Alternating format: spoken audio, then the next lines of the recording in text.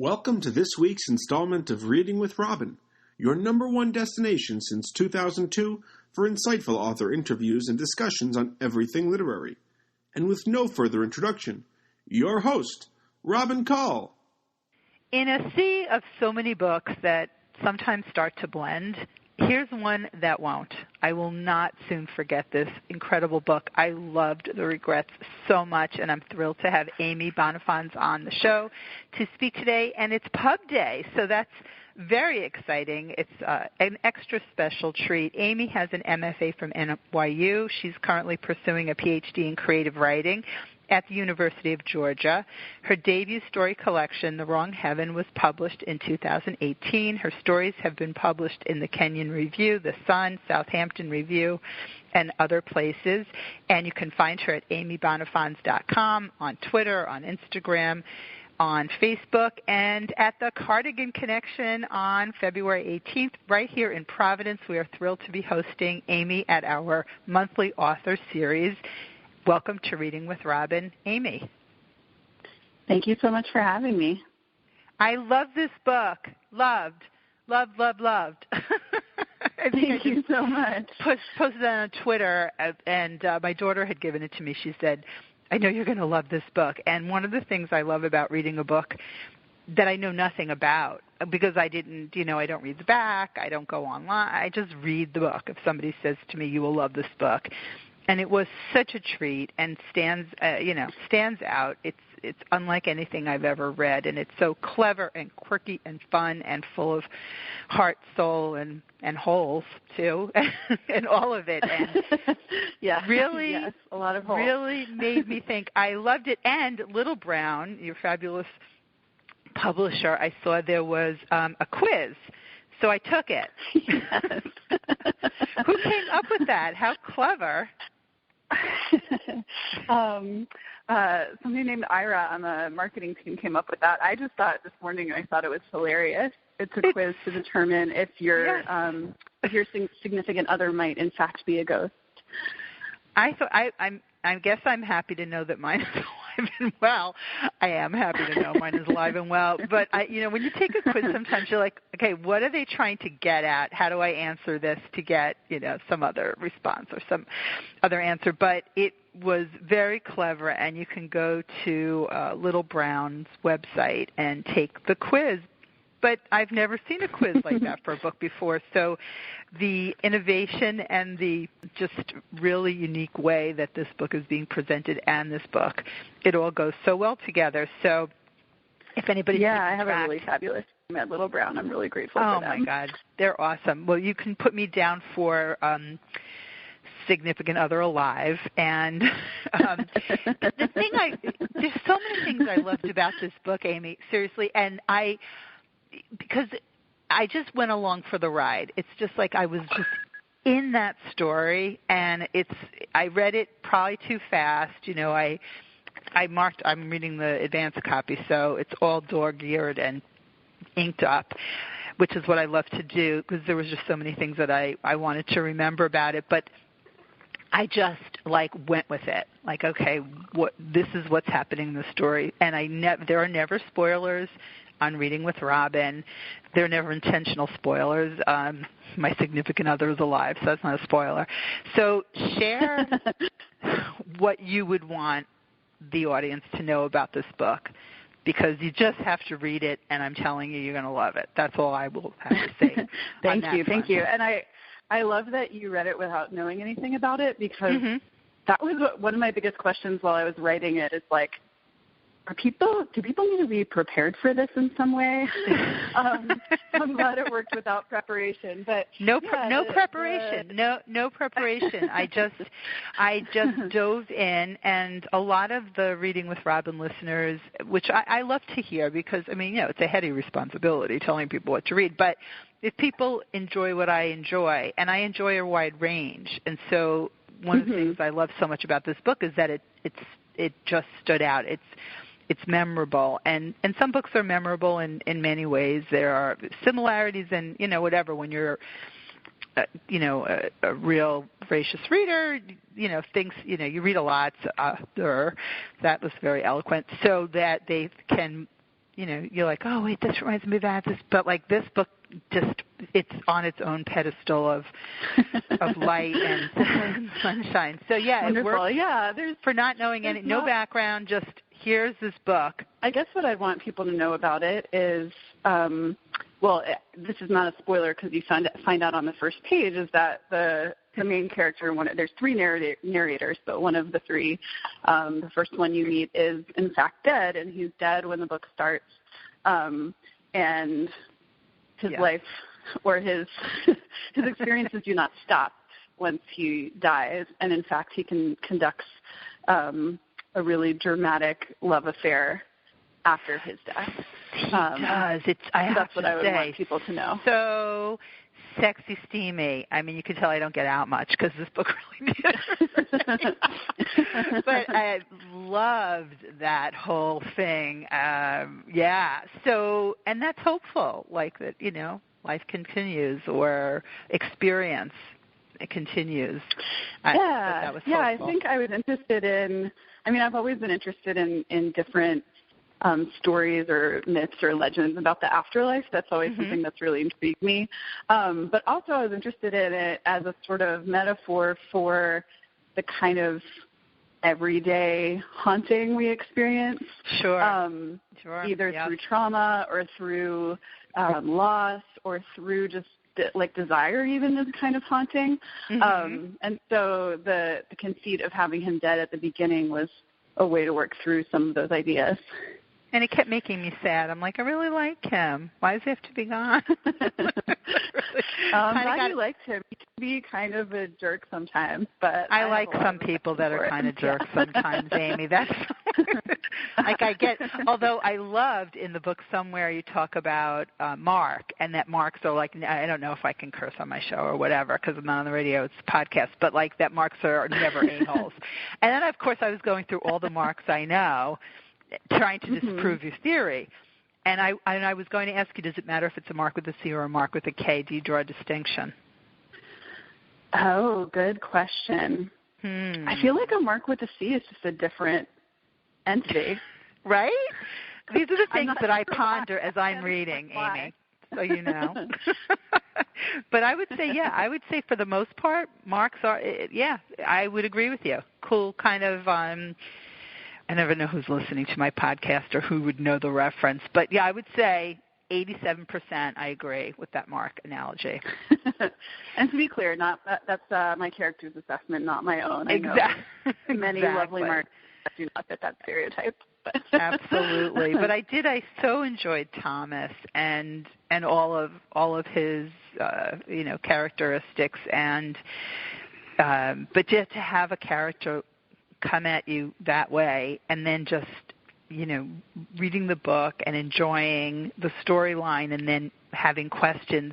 And sometimes when I'm reading and that happens, I think, all will be revealed. Just go with it. And I'm chatting with Amy Bonnaffons. The Regrets is just out today. Find her on her website and on Instagram, Twitter, and Facebook, and you can go to Little Brown and take the little quiz and find out if your significant other is alive.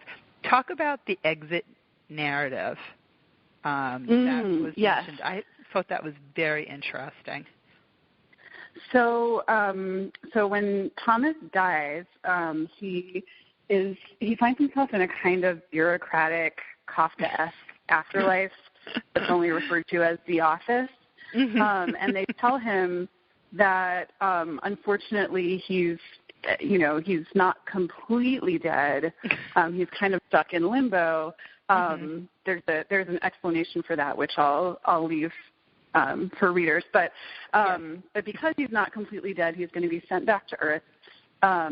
And he'll appear like a normal person, but nobody who knew him will recognize him.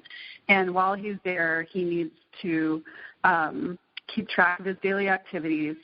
And at the end of a 3-month period, he'll be able to return to the office and sort of be absorbed into the afterlife.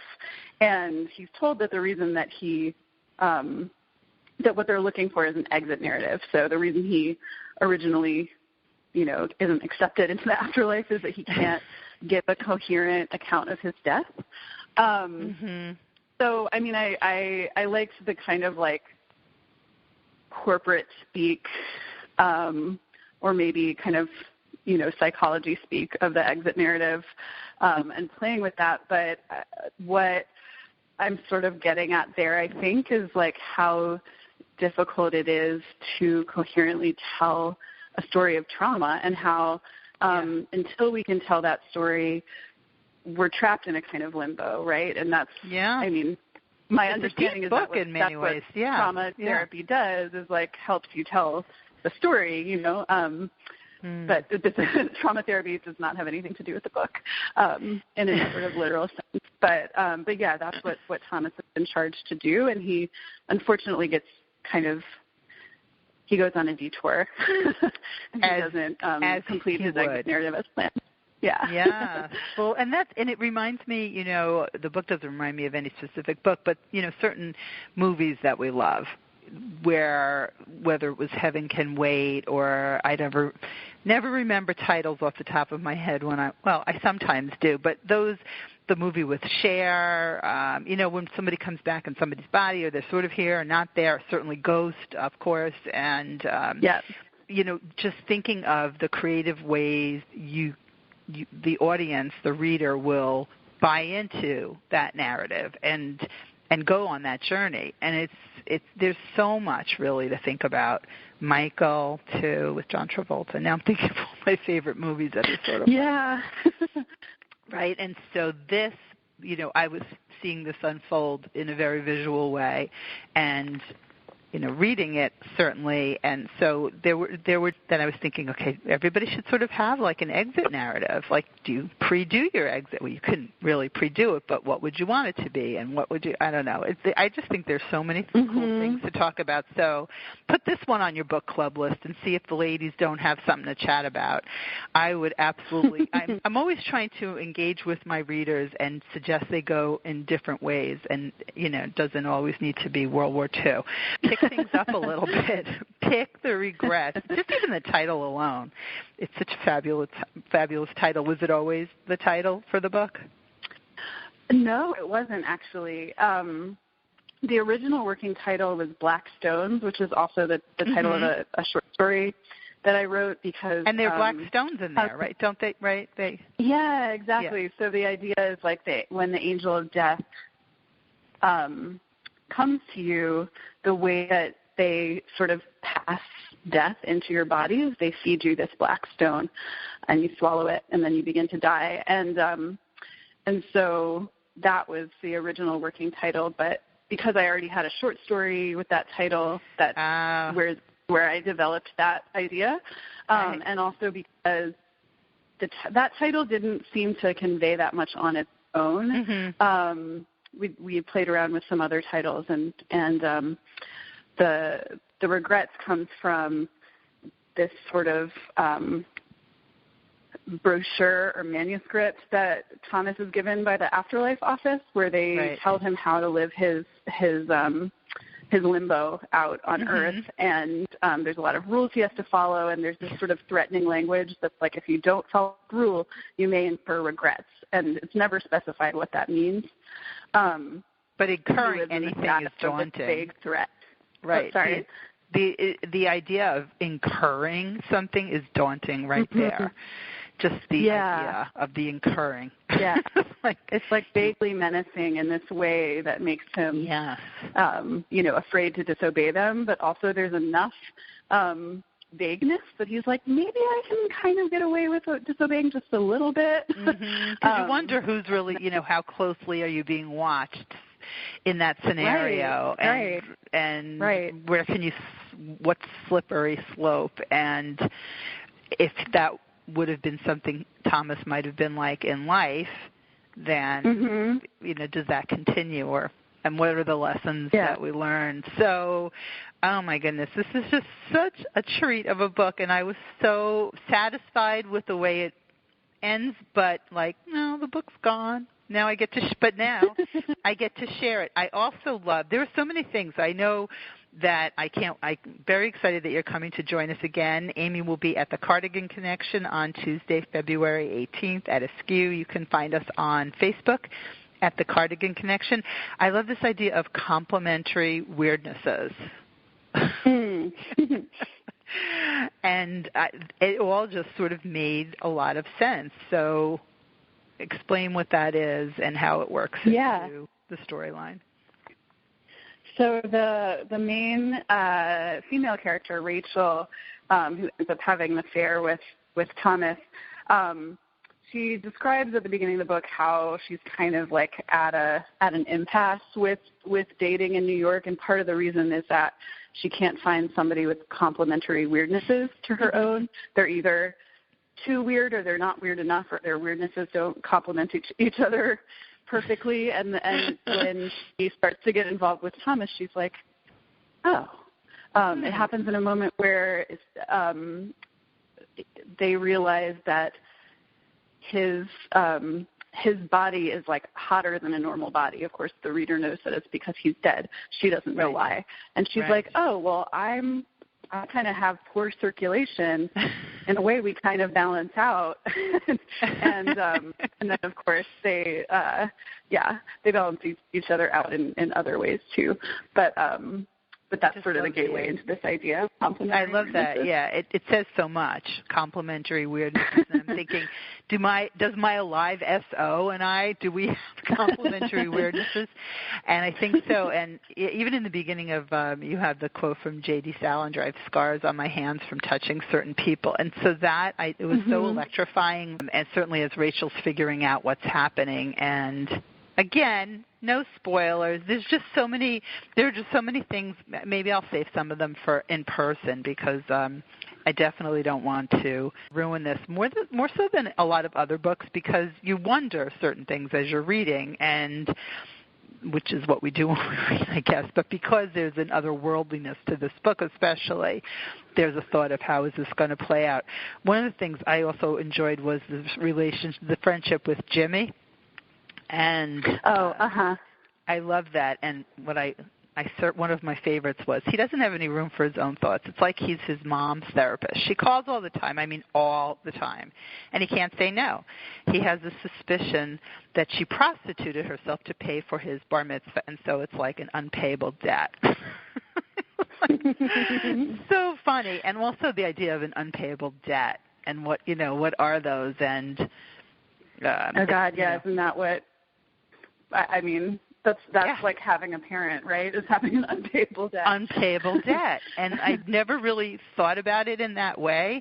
But once you know it's unpayable, I guess you can lose the frustration because it's just unpayable. True. Like, you'll never pay it.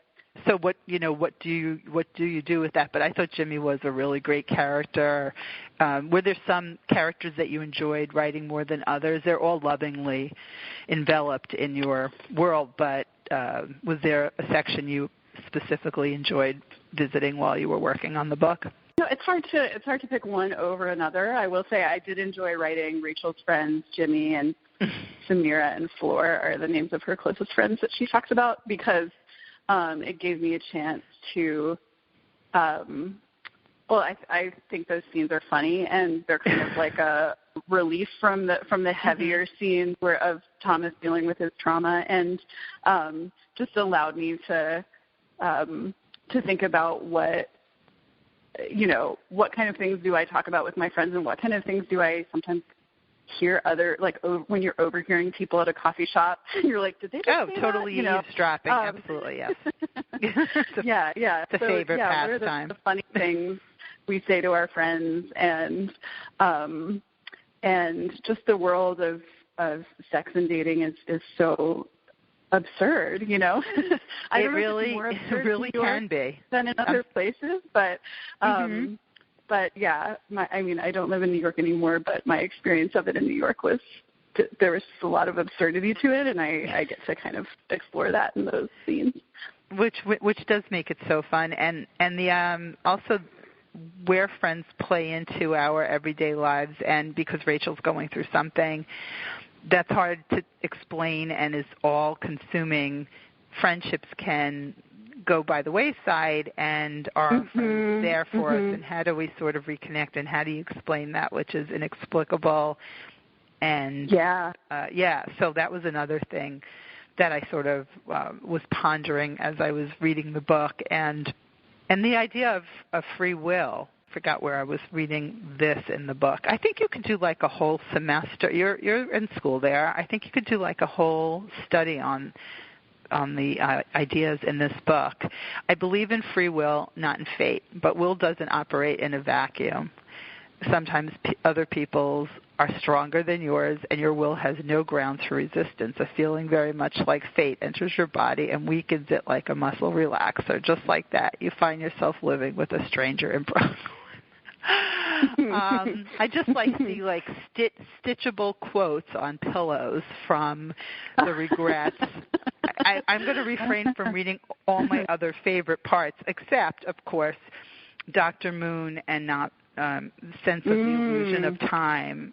Talk about Dr. Moon's character, and I know a lot of people that do feel like time is such an illusion, or there's an illusion of time. I will say that the Cardigan Connection starts promptly at 7 p.m. on February 18th, and Amy Bonnaffons will be there reading, so that there's no illusion about that.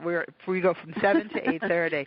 I'll just take that as a moment for another plug. But, talk about Dr. Moon's part in the story. So Dr. Moon is a character who's a magical acupuncturist. And I got the idea because I had kind of a magical acupuncturist myself. I've had a series of that, actually.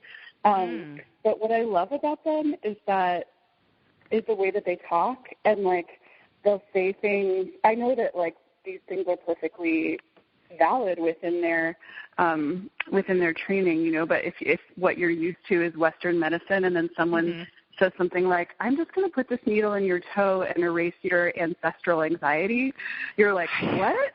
I know. I love that idea. And so I just kind of took that idea and kicked it up a few notches with Dr. Moon. He's an acupuncturist, but he clearly is not totally from this world. He takes appointments at certain times, but he also doesn't believe in the illusion of time, so you might end up waiting for a long time at his office. He has a degree in metaphysical acupuncture, and he is totally unsurprised at the existence of a ghost, or at the fact that his patient might be having sex with one. Just not surprised at all. So right, of course, why not? Right. So that was a kind of a nod to the acupuncturist that I've loved, and also a way to just explore, another way of exploring that kind of line between what we think of as the real and the magical or the otherworldly. And just the way they intersect. And so, yes, let's talk about the sex in this book and your field research. Let's, again, without giving something away. I mean, it was really... Well, I had sex with a bunch of ghosts. Just kidding. Well, so you did. Okay. I figured, you could, clearly you're an artist who would go to any length to get it just right. And so who's going to argue? I just picture your editor going, well, that wouldn't happen with a ghost. Really? Well, what's funny is, so I've looked into, I've done some Googling about this, and there are actually people out there who really believe that they're having sex with ghosts. There's a woman in Britain who claims that she's engaged to one, and who am I to say whether that's real or not? But that's not what this book is about. But I do find it interesting. It's not about ghosting, right, or ghosting sex, right? No, it's definitely not about ghosting, although a little bit of ghosting does happen. But I think it's, I loved writing the sex scenes because I think when one of the lovers is a ghost, you're not bound by all the same strictures of reality that you would be in writing a realistic sex scene. And I've written a lot of very realistic, awkward sex scenes in other stories. But can you send them to me, please, Amy? Oh. It's a very difficult thing to do well. And as a person who reads just a lot of just everything, and there's there's seminars on that. I have workshops and authors speaking to it. It's really, when it's done well, it stands out. Well, I love writing sex scenes. I know some people are afraid of them, and I get why, because it's like when they're bad, they're so bad. But but I love writing them because I think that's when often the characters are at their most vulnerable and where things that are genuinely surprising can happen. Because it's such it's two people coming together in their vulnerability, and often with mismatched expectations. There's just so much that can happen. And, especially in this book, I really loved exploring kind of like stretching the way that I wrote about bodily sensations and the sensations during sex. It's not, because the character is otherworldly, the sex becomes a little otherworldly. So, it's not your run-of-the-mill sex scene. It's not. It's a little more transcendent, I hope. Yes, it really is. That's why I was sort of visualizing, and that's the other thing certainly about reading is just where your mind takes you and what you bring to a story. And so, there was so much of that going on for me, and so I really encourage everybody to pick up a copy of The Regrets. You will have none. They must have been done all those sitting in marketing. Pick up The Regrets. You will have none. If you don't read The Regrets, you will have regrets and all of this. And it's Amy Bonnaffons. Yeah, I guess. Find her, right? Amy, find her at amybonnaffons.com. So many wonderful blurbs from authors and just reviews. It's just fabulous, and it's just out. So you're getting in right at the beginning, and I hope that you'll come see Amy on February 18th. We have an awesome lineup at the Cardigan Connection. Yeah, this was great. I love this from Rachel Lyon. If orgasm is, as the French would have it, a little death, no novelist I know illuminates that tingling play between sex and mortality better than Amy Bonnaffons. And then it goes on. God, I loved that quote so much. Right? Amazing. Like, yay, the word orgasm is going to be on the back cover. Oh, right on the back cover. I know, exactly. For the paperback, maybe they'll throw it right across the front. All I ever wanted. There you go. Where do you go from there? Really? Right? Yeah. I guess you'll have multiple orgasms on the book on the next copy. Maybe that's what. I guess that's where you go. Like I said at the beginning, in a sea of many books, and there are many books out all the time, we know. And one of the things that, and the reason that I love to do the show and celebrate books for all these years is because when one comes out that I'm like, oh my God, I will not forget this book, and just so much to it. And don't be fooled. It looks like a little book, but it really isn't. And there's just so much in there, and I kept reading thinking, no, it's going to be over too soon, and you just, anything pleasurable, you want it to last. And so put the book down, stretch it out. Don't read it all. Yeah, don't read it all too quickly. And so when you first got the idea, before I let you go, what was the germ of the idea? What was that initial? Yeah.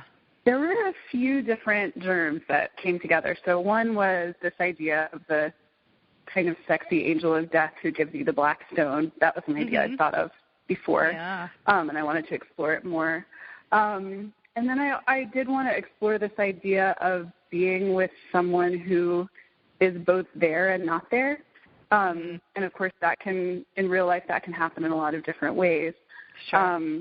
But when I hit on the idea of, what if he literally was there and not there? What if he kind of started disappearing bit by bit while you were with him? It really just took off once I hit that conceit. Wow. So, yeah, I guess it, in a way, obviously, it's not literally from my experience, but it was a way for me to explore the ways in which I had been with people who in one way or another weren't there, and to kind of work through why that was appealing to me and also why it was maybe not the best thing for me. So, yeah. I think that it's so interesting where it's like sort of like what keeps us up, if writers are writing, like what keeps us up at night, what are the questions we're trying to answer, and then within that, telling a story and grappling with certain pieces and thinking about, like the way you talk about that being available. And and sometimes there's definitely the upside of, depending on what somebody wants, maybe not being with somebody that's fully available, if that's what's right at the moment. And then you throw in Brooklyn and home run. It's just perfect. It is such a treat, and I'm thrilled to have you on the show today on Pub Day, no less. And it's Amy Bonnaffons, The Regrets. Find her at amybonaffons.com, Facebook, Instagram, Twitter, every place. And check out the quiz on Little Brown. Check out what's happening with your significant other. Take the quiz honestly. You want to know, dead or alive or somewhere in between. And if they're dead, I'm sorry, I can't help you, but you could find a metaphysical acupuncturist. That's look in your local Yellow Pages or whatever. Right? Yeah. Yes. You could just put like a Google search with all that. I know there's a lot of things that really you sort of think, well, could this be? What is this? And there are anything you can think of to Google, it's there. And then do you wind up, when you're Googling that kind of stuff and women in the UK or whatever, do you wind up with interesting Facebook ads that pop up? And because I feel like whatever you look for, right? I have not yet gotten like a sponsored Instagram ad for I don't know what it would be for. Well, be on the lookout for it so you'll know. But it hasn't happened yet, but... Right? It might. There's something for everyone out there. You never know. And this is a book for everyone. And again, I strongly suggest that you put this on your book club list. And come to book club when people come and they have to bring suggestions. And there's often the ones that you would assume and whatever. You come with this one, come with The Regrets, and someone will be like, oh, my God, wow, yes, let's all read that. And if you don't have an awesome book discussion, I defy anyone not to have an awesome book discussion. And last question for you, what are you reading or looking forward to reading? Lots of things. I have been reading and rereading a little bit. I'm doing a reading list for LitHub on the strangest love stories in literature. So love stories between people and monsters or people and vampires, and, et cetera, et cetera. So I reread some of my favorite books for that. And also I read the vampire novel Carmilla, which is from 1872, and it's kind of like a lesbian gothic vampire romance. 1872? So, wow. Yeah, right? Someone was ahead. Dracula. What's it called? Yeah. I'm writing it down. Carmilla, Carmilla. Wow. And it's a slim read. It's under 100 pages. I definitely recommend it if you like gothic stuff or horror stuff or like kind of weird veiled queer sex stories. So I'm definitely my interest is definitely piqued, and that isn't really my go-to. So but you had me at 100 pages also. So I will absolutely check that out. Yeah, I didn't even think about this is coming out right in time for Valentine's Day. What a beautiful tribute. Yeah. To all of those. It's the perfect Valentine's Day gift for like a weird person, or we're all weird, so really any person. Exactly. And if there are complementary weirdnesses, even better. Yes. So you can underline that line for your sweetheart. Exactly. Yes, highlight that and put it right there, right next to the blurb on the back. So I will leave you there. I loved it. I'm thrilled again to have you on the show today and to share it. Looking forward to seeing you in a couple of weeks. Thank you so much. My pleasure, at the Cardigan Connection in Providence, Rhode Island on February 18th. And go to amybonaffons.com and click on events, and you'll see where else she will be. And I will make sure to share those with my friends all over as well. And Thank you. You're so welcome. You go to the Reading with Robin page and click on the page, and then you'll just see everywhere. But you'll be in with Georgia, of course, and you're going to be at Emma's Books Are Magic. Are you in conversation there with anybody, or? so far through my publicist, but I'm Okay. looking forward to meeting them all in person. Oh my goodness, such a great store. And you'll be in Hartford and New Orleans and back to Georgia, and that'll be awesome. I will share those, and I have friends in all those places conveniently, so I will make sure. Absolutely. So thank you so much. This was such a treat, and congratulations on the regrets. Yeah, thank you so much. You are I'm so looking welcome. forward to Cardigan Connection and coming to Providence and meeting some readers there. Thanks for tuning in to this week's installment of the Reading with Robin podcast. As always, our full-length podcasts will be available right here on robincall.com. We appreciate your support and look forward to having you over next week when we chat with our next featured guest. Have a great week and happy reading.